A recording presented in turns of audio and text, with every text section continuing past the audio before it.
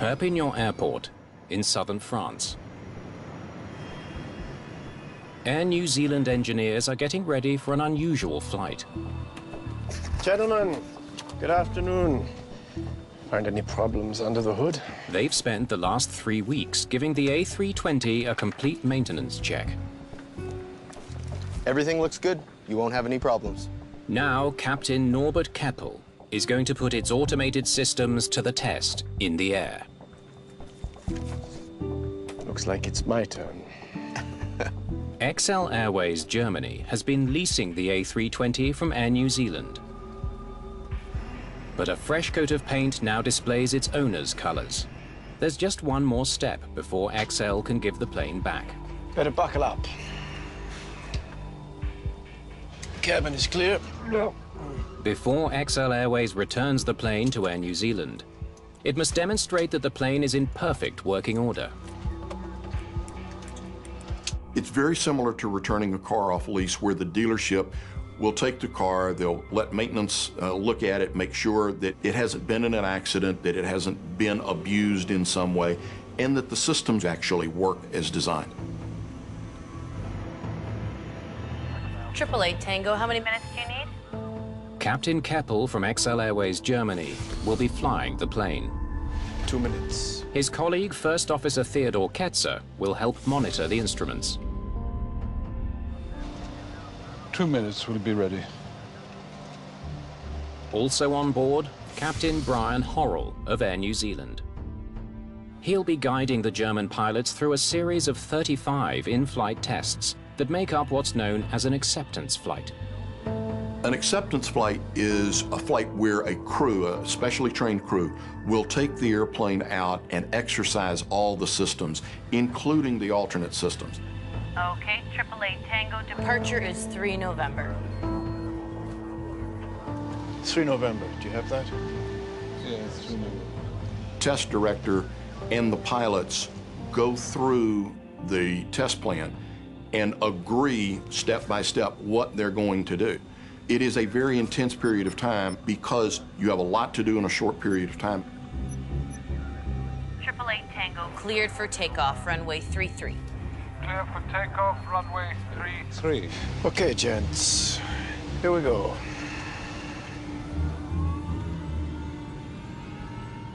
There are no regular passengers on this kind of flight. But 3 engineers and an aviation official from New Zealand are along for the ride. When the test is complete, they'll stay on board for the flight home to New Zealand. They are about to inherit the maintenance responsibility for this aircraft.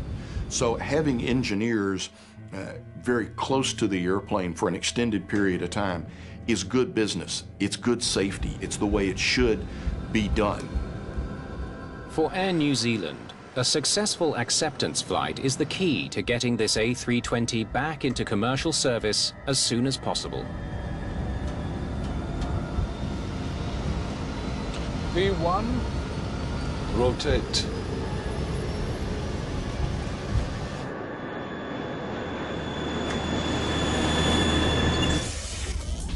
The Airbus A320 is one of the most automated passenger planes in the world. Its advanced computer systems handle most of the flying, reducing the possibility of pilot error. It is different than a lot of conventional airplanes in that you fly it through a computer, but the handling characteristics of the airplane are very, very good. The first test Gear up. checks the system that stows the landing gear. Time. They need to make sure the gear locks into place within a specific length of time.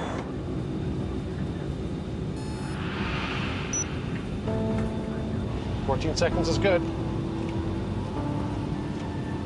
888 Tango, bonjour. Climb level 180. A new controller in Bordeaux takes over as Flight 888 leaves Perpignan airspace. Climbing, flight level 180.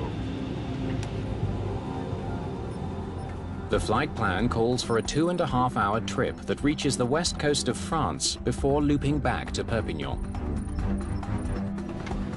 The route should provide an opportunity to test nearly every system.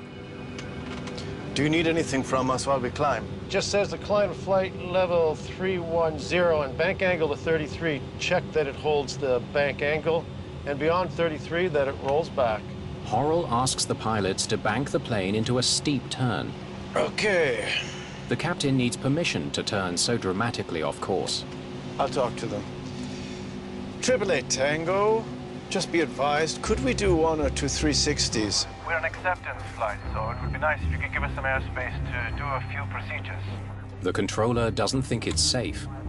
We cannot allow test flights in general air traffic. We are not doing this kind of flight, sir. Okay, so the flight was actually requested like that. European airspace has got a lot of airplanes moving in a variety of directions. If there is conflicting traffic around them, then the air traffic controller has no choice but to deny the request. Captain Keppel doesn't argue. So, no worries. We'll just go back to Perpignan. There is probably a very minor annoyance level, but professional airmen are adaptive people by nature, and so we'll adapt to it and we'll pick this up later.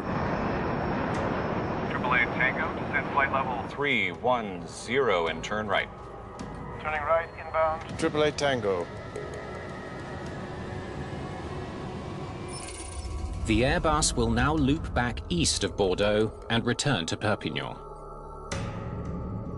20 minutes later, Perpignan Air Traffic Control has Flight 888 back on radar.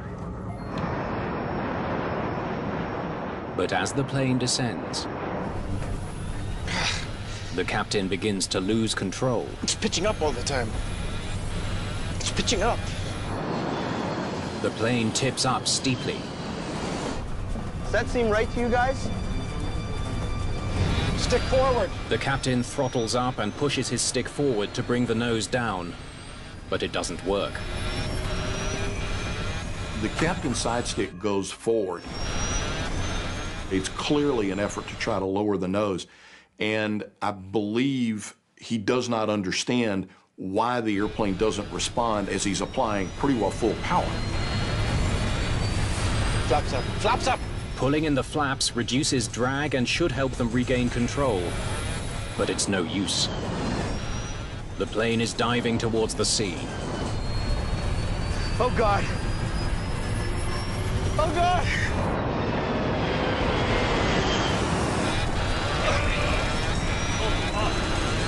Damn it!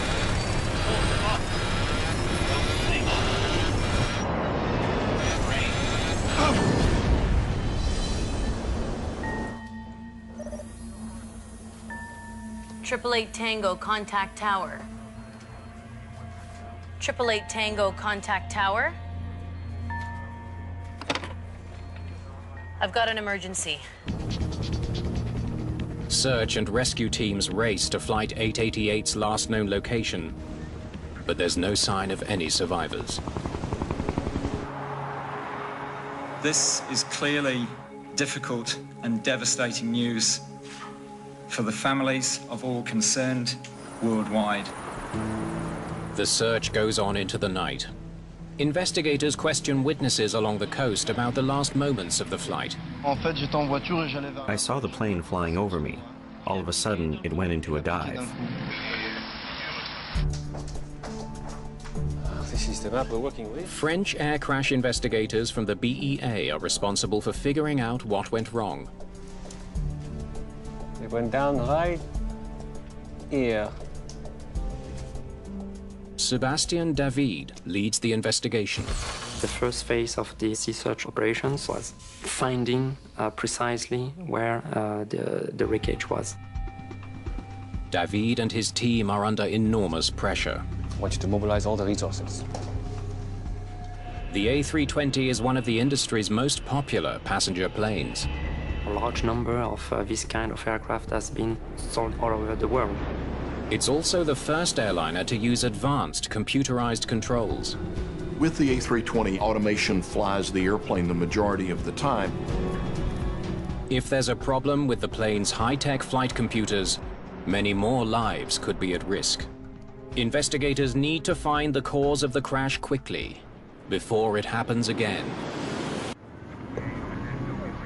No one has survived the crash of XL Airways Flight 888. Grieving families arrive in France to recover the bodies of their loved ones. I didn't expect to be on my own at 34 like this. Air New Zealand executives are also on the scene. My commitment to the families was I want to stay here until we can bring our boys home, or we're in a position to determine that that's not possible. What on earth is an acceptance flight? The unusual nature of the flight presents an extra challenge for investigators. We did not have any reference for that kind of flight. There was no defined framework. No one may ever know what the crew was doing unless they can find the plane's flight recorders. We have to send the divers under the sea to find the plane. But bad weather is making it nearly impossible for divers to locate the wreckage. With a worsening forecast, the search and rescue teams have re-emphasized personally to me that there is real urgency behind their efforts to locate the two flight recorders. Jan Torres leads the recovery effort. Most of the time there was severe wind and swells on the surface, which made visibility on the bottom deplorable. That is only 50 centimeters to a meter. Searchers turn to sonar to hunt for debris from the plane on the sea floor. This was possible thanks to a minesweeper from the Navy. By using sonar, we were able to identify the larger pieces of wreckage. But finding the wreckage is only half the battle. Bringing it to the surface will take more time. It was climbing like this when you saw it? Investigators ask witnesses to describe the motion of the plane. Some of them related an unusual flight path. Witnesses say it was climbing here, and they were descending here. Right here, it looks like they lost control of the plane. Those testimonies were very important for the beginning of the investigation. Investigators wonder if the pilots lost control attempting a risky flight test. They ask controllers what they know.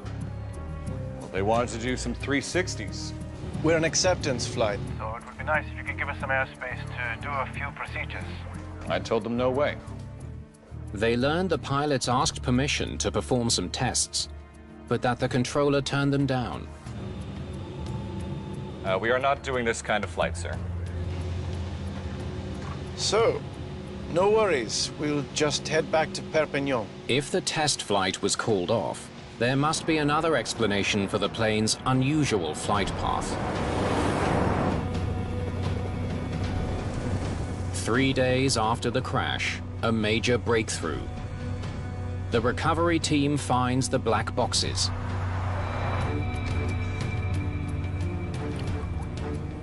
The flight data recorder and cockpit voice recorder may hold the clues investigators need. Nice and easy.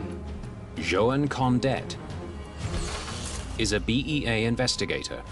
The recorders were recovered very quickly, which made us think that we would be able to recover the data on the recorders just as quickly. The boxes are drenched in seawater. The memory cards need to be dried out before the data can be recovered. We open it. We remove the various layers of protection that the memory card is wrapped in. And once the card has been extracted, we dry it, and then we read it out.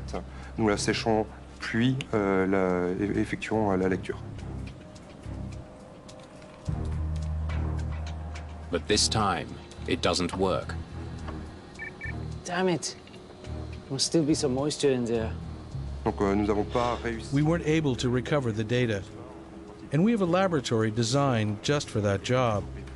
So it was very frustrating. Investigators suspect moisture could be trapped deep in the electronics. Desperate to know what the pilots of Flight 888 were doing, they take the boxes to their US manufacturer. Honeywell has special equipment for reading the cards individually. It seemed to us the quickest way to recover the data. While they wait for word on the data, investigators turn to the wreckage recovered from the sea floor. They focus on pieces from the engines. If the engines failed, it could explain why the plane fell into a fatal dive. Bent blades from the engine turbines provide an important clue. We could see significant damage inside the turbines, and this suggests the engines were at significant speed of rotation at impact. The type of damage tells investigators that the engines were working properly when the plane hit the water. No sign of any problems here.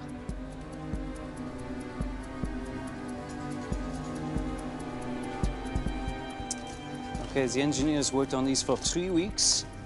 Investigators study the A320's maintenance records. See if we can find something, okay? They know that engineers spent 3 weeks preparing the plane for its return to the Air New Zealand fleet. If the aircraft had a mechanical problem or defect, there should be a record of it in the file.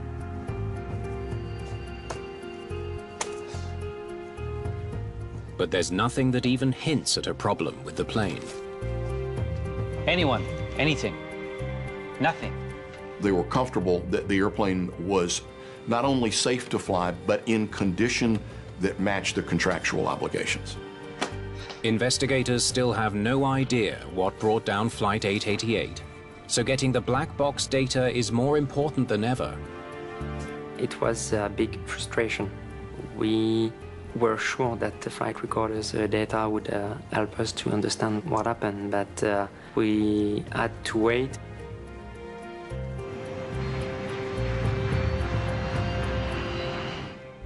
Six weeks after the crash, the water-soaked flight recorders are repaired, and investigators can finally listen to the conversations captured in the cockpit.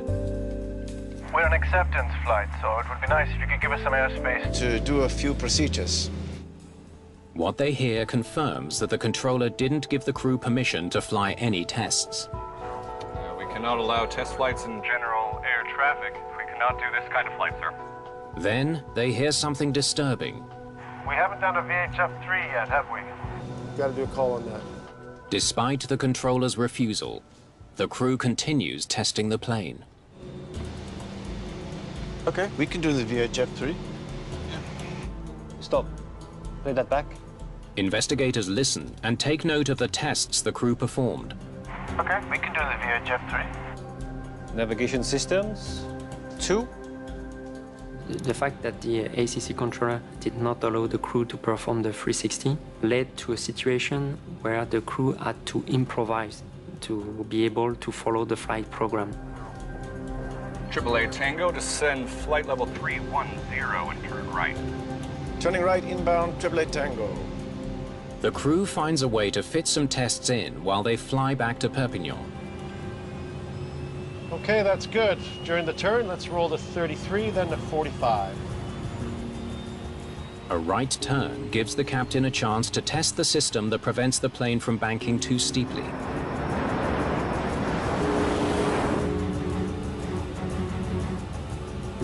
Hands off now. Then he waits for the flight computer to level the plane. Yep, yes, voila, it's all good.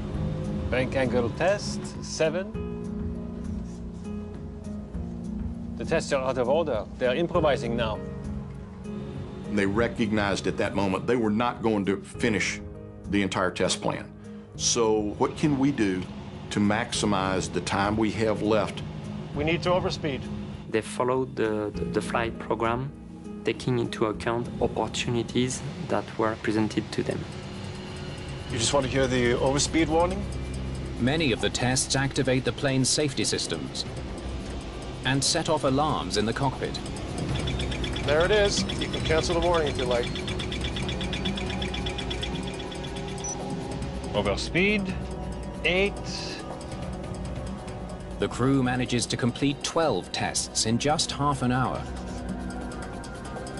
So it's a busy crew. An acceptance flight is very enjoyable from a pilot standpoint, but it is a very challenging environment because you're doing a lot of things with the airplane. As the plane descends below the clouds, the crew sees an opportunity to do another test. So you want what? Yeah, we need to go slow with recovery.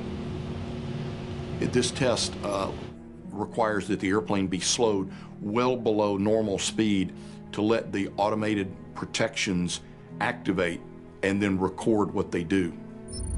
When the Airbus slows down too much, the flight control computer should automatically boost speed to prevent the plane from losing lift. Down below the clouds.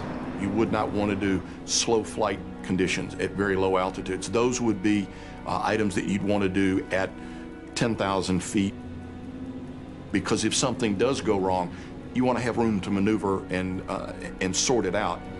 Get your power at idle. Adjust pitch. Flaps full. The captain reduces speed and waits for the automatic protections to kick in.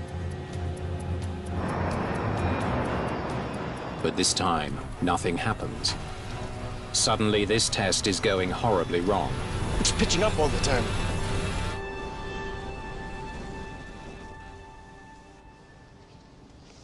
Why didn't the stall protection kick in? Why isn't the airplane responding? What do we need to do? Is there something else wrong? It's a diagnostic process that you don't have a lot of time with. So the big question that keeps coming back up is, why isn't the airplane responding as it has always done for me before? Airbus's automated protection system has proved invaluable on other flights. In 2009, just after takeoff from New York, a flock of geese disables both engines on a US Airways A320. As pilot Sully Sullenberger prepares to ditch the plane in the Hudson River, the computer automatically adjusts the plane's angle into the wind, the angle of attack. It keeps him from stalling, saving the lives of everyone on board. Investigators wonder if the crash of Flight 888 has revealed a hidden flaw in one of aviation's most famous electronic safety nets. A flaw that is putting thousands of passengers at risk every day. We had to understand the conditions which could have led to this situation. As the investigation into the crash of Flight 888 continues, the BEA learns of another aviation tragedy. An Air France Airbus A330 has crashed off the coast of Brazil, killing all 228 people on board. Sebastian David is losing some of his best investigators as they are reassigned to deal with the Air France crash. The team we had at the beginning of the investigation had to split into both investigations, so that makes it more difficult to conduct the investigation. Monsieur David, I have the angle of attack sensor data. Impeccable. Investigators hope the flight data recorder from XL Airways Flight 888 will finally explain what went wrong in the skies over Perpignan, France. Information from a key set of sensors stands out. That's odd. Partway through the flight, two critical sensors failed at exactly the same time. We know they were descending here, but the sensors still show a climb. Angle of attack sensors act like small weather vanes on the outside of the plane. During flight, they pivot. Their movement helps the flight computer monitor the position of the plane, so it can automatically adjust the flight systems to maintain lift. It is something that airplanes calculate continuously, and it is most critical as far as advising the pilots of an impending stall. If the sensors got stuck in one position when they malfunctioned, it would explain why the computer didn't detect the dangerous angle of the plane. We need to get a look at those sensors. But the sensors are still missing at the bottom of the sea. The entire gendarmerie was mobilized for the search. We made it understood that it was absolutely critical for our investigation. The wreckage is so deep that divers must work in shifts to avoid decompression sickness or the bends. Diving at 40 meters starts to become what we call a deep dive, and so a diver can only be exposed for a short time because we're dealing with compressed air.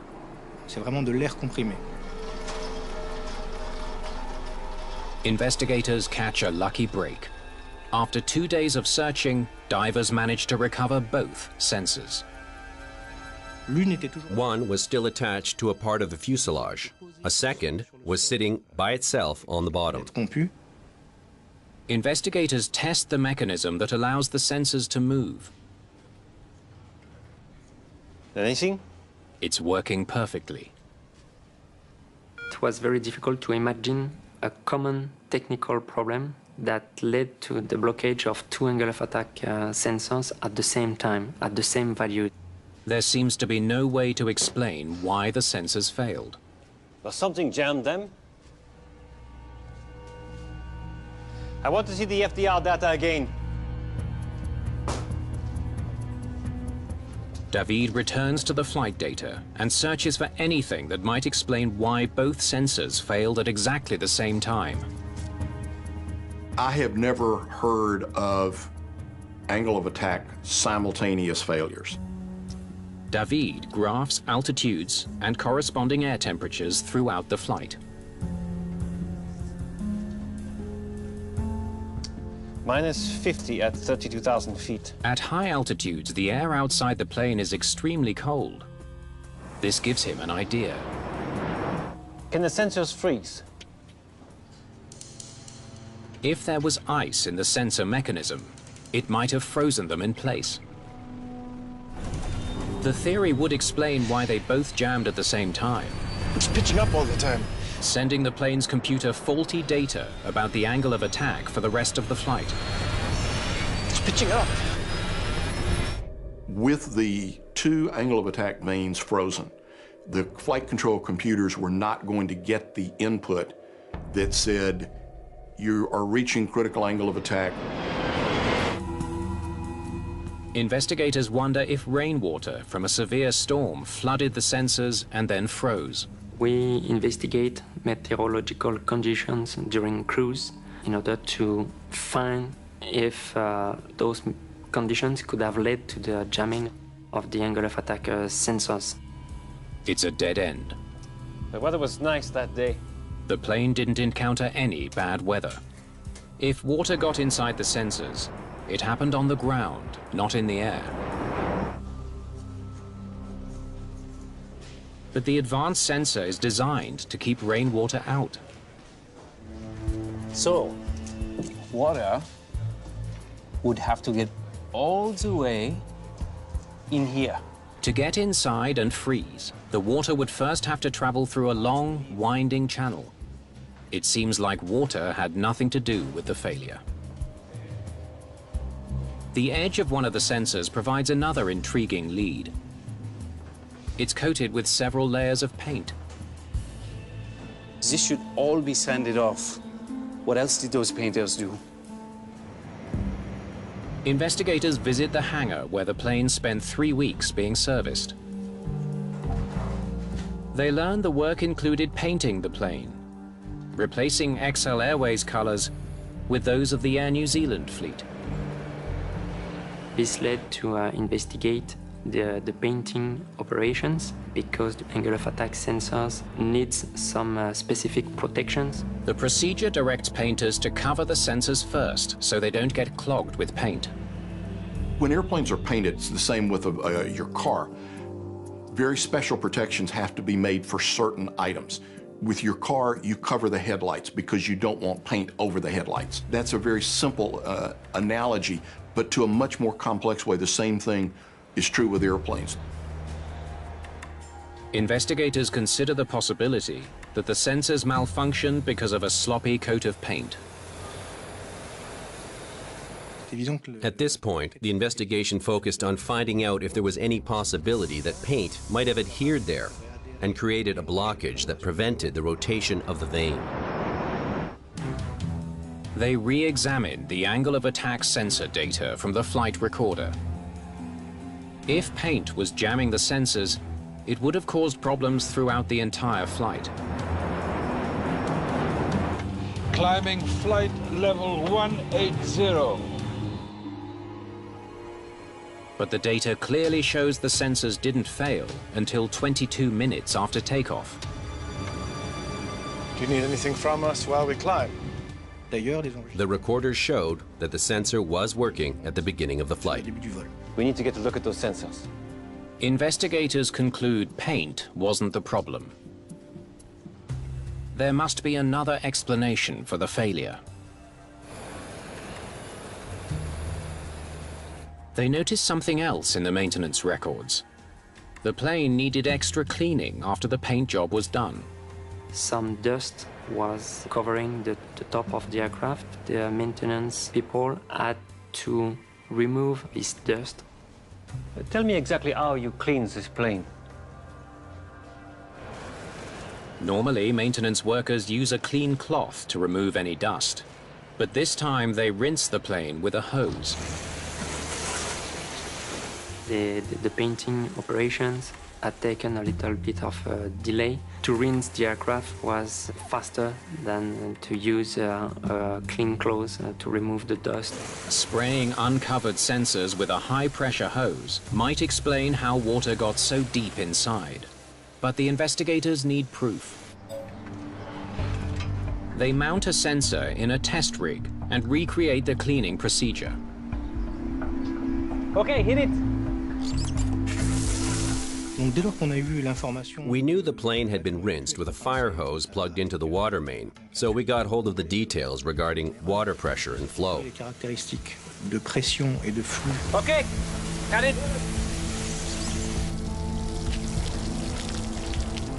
Okay, let's get it to the lab.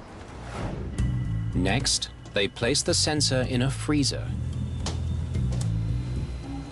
and duplicate the cold air temperatures found at 32,000 feet.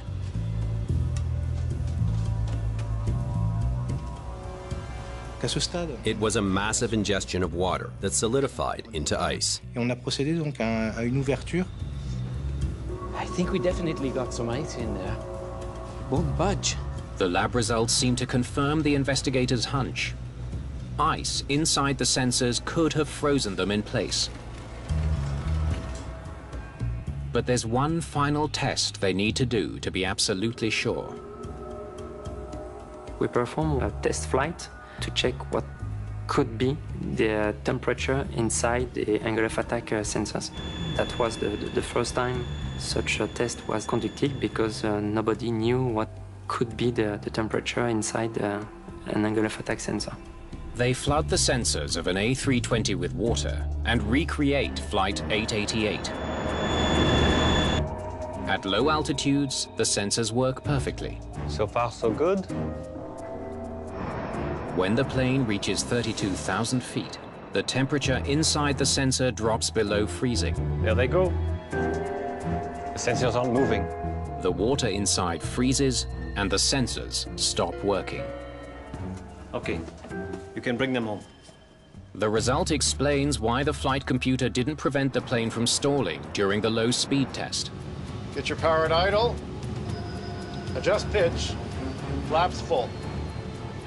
With the sensors frozen, the computer can't calculate the plane's true angle of attack. The flight control computers can only respond to data and inputs that they get.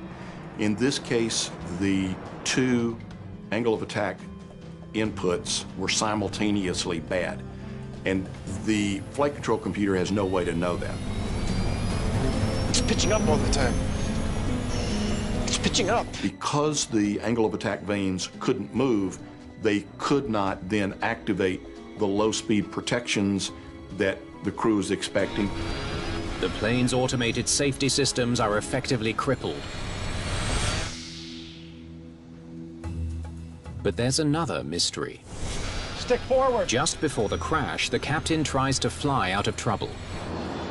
The last level of protection, if you will, is the crew. Captain Keppel increases power while pushing his side stick forward to bring the nose down. It's a textbook maneuver to prevent the plane from stalling. But it doesn't work. The plane continues to pitch up until it loses lift and falls from the sky. They tried to apply the nose down input on the side stick, but their efforts were not sufficient. Investigators need to know why. A computer simulation helps investigators analyze Flight 888's final flight check, the low speed test. Okay, get your power at idle. Adjust pitch. Flaps full. Okay, here we go. Captain Keppel deliberately slows his plane down for the test, but the computer lets the speed drop too far, below the minimum needed to keep the plane in flight. They let their airspeed drop to 100 knots. We noticed just how dramatically their airspeed was falling. Pose it. Investigators notice a warning on the cockpit flight display moments before the crash. What is that? They learned that the warning is supposed to alert the pilots the flight computer is no longer helping to fly the plane. It has switched to full manual mode. You get a message in red that appears in the middle of your primary flight display telling you to use the manual elevator trim. The message in English is, use man pitch trim. The warning comes on when the plane's computer gets conflicting information. The frozen sensors are telling the computer the plane is flying level, while other onboard sensors are relaying its extreme nose-up attitude. The airplane by design, when it starts getting data that it cannot figure out what to do with, reverted and said, all right, something is wrong, we don't know what, this is up to the pilots to sort out. The plane gave the pilot control right here. It seems the crew of Flight 888 either didn't see or didn't understand the warning being sent by the computer. Stick forward! The pilot uses his side stick to try to lower the nose. In manual mode, that's just not enough. The crew also needs to adjust the trim wheel for a more dramatic change of pitch. The auto trim system is disabled, and the pilots are required to do that manually. But they never do. Now the pilots find themselves in a very, very difficult situation. The airplane's not accelerating, the nose is coming up, it's very hard to get it to come down, and they're at low altitude. The two crew members tried everything to recover and to check the control of the aircraft, but they did not fully understand the situation. Investigators check the pilot's qualifications. Perhaps poor training accounts for their failure to respond properly to cockpit warnings. The captain, who was the pilot flying, was the head of the operations divisions in the airline. The co-pilot was also very experienced as a co-pilot, and the captain that was sitting on the observer seat was also a very experienced captain. Everything looks fine. Their records are spotless. And so the team was very experienced. Investigators need to know why such an experienced crew failed to act quickly when their plane was in danger. They suspect one reason may be the unusual nature of this flight. An acceptance flight designed to test the plane's limits. Okay, that's good. During the turn, let's roll to 33, then to 45. Okay. Every time they test the plane, Hands off now. the automation fixes the problem. Yep. Yes. Voila. It's all good. Even when they hear alarms, they don't worry. We need to overspeed. You just want to hear the overspeed warning? They're expecting the plane to correct the problem. There it is. You can cancel the morning if you like.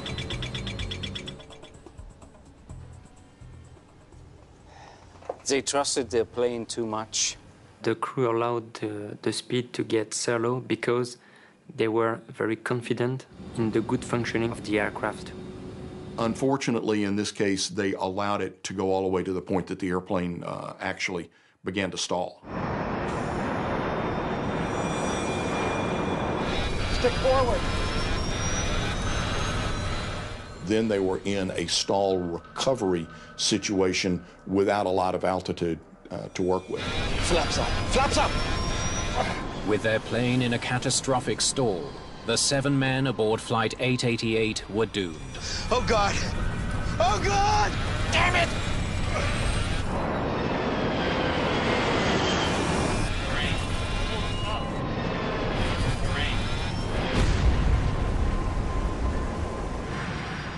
Our march toward automation has nowhere come close to stopping. And it's appropriate. In previous generation airplanes, you first learn to fly the airplane and then you learn to manage the automation. In later generation airplanes, you learn the automation as an integral part. But we have to have the interface between the pilots and the automation improve and mature. The official accident report highlights several contributing factors, including the aircraft washing procedures and the decision to perform flight checks at low altitude. Yeah, we need to go slow with recovery. The report also calls for clearer rules governing acceptance flights and more training for stall recovery. This led the BEA to recommend training for the pilots to be able to recover from stall conditions. Improved training for loss of control events is something that all pilots need. Loss of control is the leading cause of fatalities in all aspects of aviation. So it is an area that we need to focus on as an industry to keep our safety record improving. Gentlemen, good afternoon. Acceptance test flying is going to be with us. Maintenance check flights are a necessary part of aviation. Better buckle up.